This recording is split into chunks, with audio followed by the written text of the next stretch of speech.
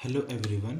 आज हम second order partial differential equation को मोंग्स मेथड की हेल्प से सोल्व करेंगे।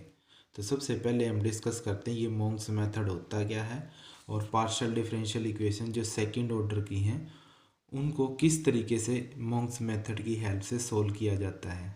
ठीक है, तो सबसे पहले हमारे पास जो second order partial differential equation होगी वो इस टाइप की होगी। Capital R into small r plus capital S into small S plus capital T into small t is equal to v, capital we.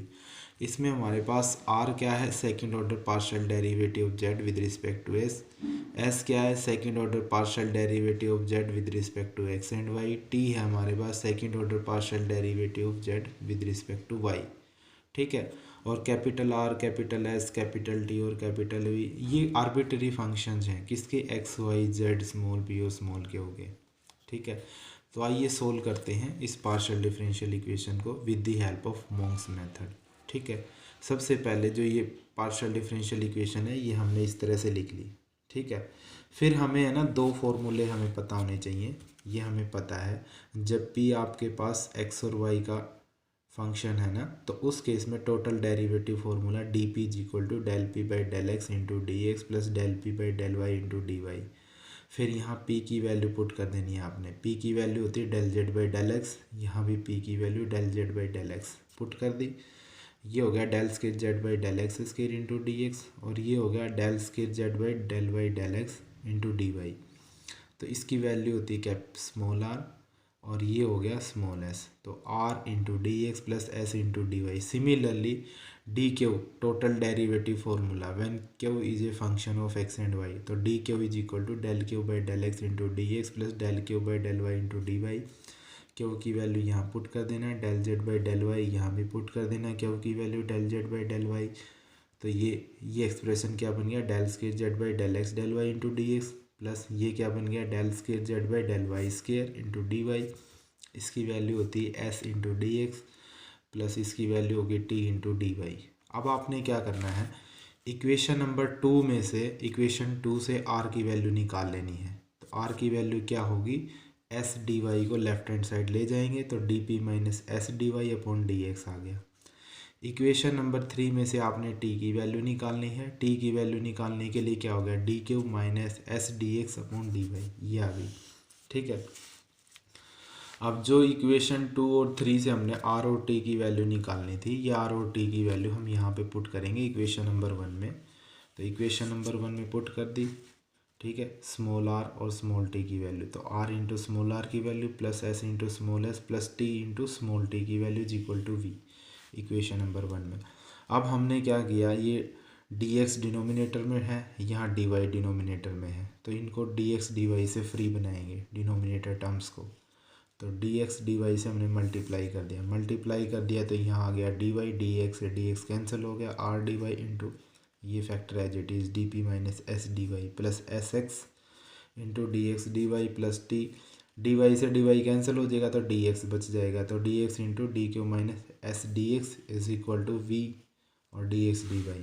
फिर हमने क्या कर दिया, जिन टर्म्स में जो टर्म्स एस से इंडिपेंडेंट है, जिसमें एस नहीं है, उनको एक साइड अरेंज कर लिया।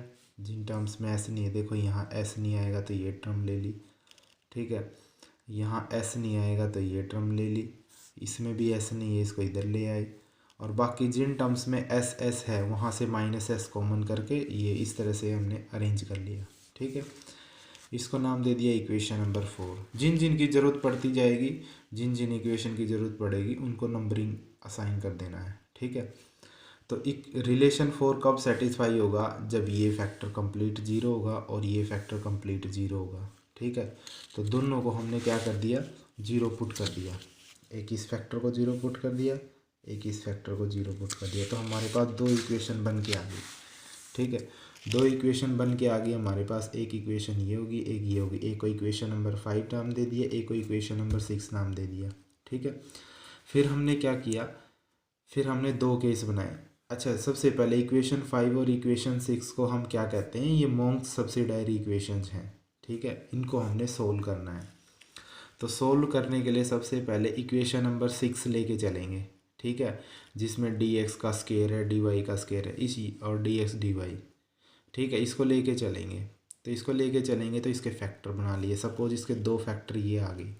ठीक है, इसके 2 फैक्टर बना लिए, दोनों को 0 पुट कर दिया, 2 इक्वेशन आ गई। अब हमने क्या करना है, केस नंबर 1 स्टडी कर रहे हैं।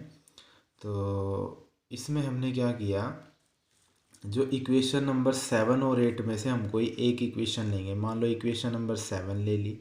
ठीक है, और इक्वेशन नंबर 7 और 8 में से एक इक्वेशन लेके चलेंगे। तो मान लो 7 ले ली, उस 7 नंबर इक्वेशन को और ये 5 नंबर इक्वेशन को सोल्व करेंगे।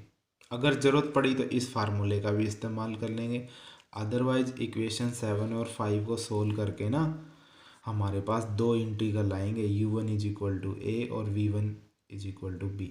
इनसे हमने 2 फंक्शंस आएंगे, दोनों से हमने एक नया फंक्शन बना लिया जिसको हम बोलेंगे u1 is equal to phi one of v1, intermediate integral. ठीक है, एक इंटरमीडिएट इंटीग्रल हमें यहाँ से मिल जाएगा। दूसरा हम कैसे फाइंड आउट करेंगे, जो इक्वेशन 7 ली थी ना, अब इक्वेशन नंबर 8 लेंगे। ठीक है, इक्वेशन नंबर 8 लेंगे और इक्वेशन नंबर 5 को लेंगे।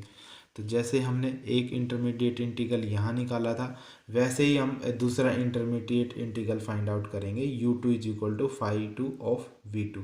ठीक है, फिर इसको नाम दे देंगे 9, इसको नाम दे देंगे 10। अब हम क्या करेंगे, इक्वेशन नंबर 9 और 10 को p और q के लिए, इनमें p और q आएंगे। ठीक है, p और q के लिए सोल्व करेंगे। इसमें भी p q की वैल्यू, p और q इन्वॉल्व होगा, इसमें भी p और q इन्वॉल्व, दोनों में से 2 इक्वेशन है, p और q वेरिएबल्स होंगे, सोल्व कर लेंगे। 9 और 10 में से p और q की वैल्यू आ गई, उस p और q की वैल्यू को इस फॉर्मूले में पुट कर देना है, फिर इंटीग्रेशन कर देना है, तो वो हमारे पास आएगा complete solution, complete integral of given partial differential equation 1। अब केस नंबर 2 है, जब हम ये इक्वेशन नंबर 6 के फैक्टर बनाते हैं ना, सपोज ये फैक्टर नहीं बने हमारे पास, तो फैक्टर नहीं बनेंगे तो एक केस ये भी तो हो सकता है कि ये क्वाड्रेटिक इक्वेशन बन जाए। ठीक है, कंप्लीट परफेक्ट स्क्वायर बन जाए। ठीक है, कंप्लीट क्वाड्रेटिक इक्वेशन तो है, कंप्लीट परफेक्ट स्क्वायर बन गए, इसके कंप्लीट परफेक्ट स्क्वायर बन गए तो उस केस में हमारे पास एक ही इंटरमीडिएट इंटीग्रल आएगा। ठीक है, तो एक इंटरमीडिएट इंटीग्रल आएगा तो हम क्या करेंगे, परफेक्ट स्क्वायर बनेगा वो। ठीक है, ये क्या सेकंड केस में ये कहता है कि जब इसको लीनियर फैक्टर में रिजोल्व नहीं किया जा सकता, dx और dy के लीनियर फैक्टर में। ठीक है, तो हम क्या करेंगे, एक केस ये हो सकता है कि ये परफेक्ट स्क्वायर बन जाए। परफेक्ट स्क्वायर बनेगा तो उस केस में हमें एक इंटरमीडिएट इंटीग्रल मिलेगा। ठीक है, वो इंटरमीडिएट इंटीग्रल किस फॉर्म में होगा, लाग्रांज फॉर्म में होगा, वो इस टाइप का होगा, फिर इस टाइप का। ठीक है, तो इस टाइप का बनेगा तो हम इसको किसकी हेल्प से सोल्व करेंगे, लाग्रांज मेथड की हेल्प से सोल्व करेंगे। ठीक है, तो बस आंसर आ जाएगा फिर हमारे पास लाग्रांज मेथड की हेल्प से। ठीक है, तो इस तरह से हमें प्रॉब्लम्स को सोल्व करना है। ठीक है।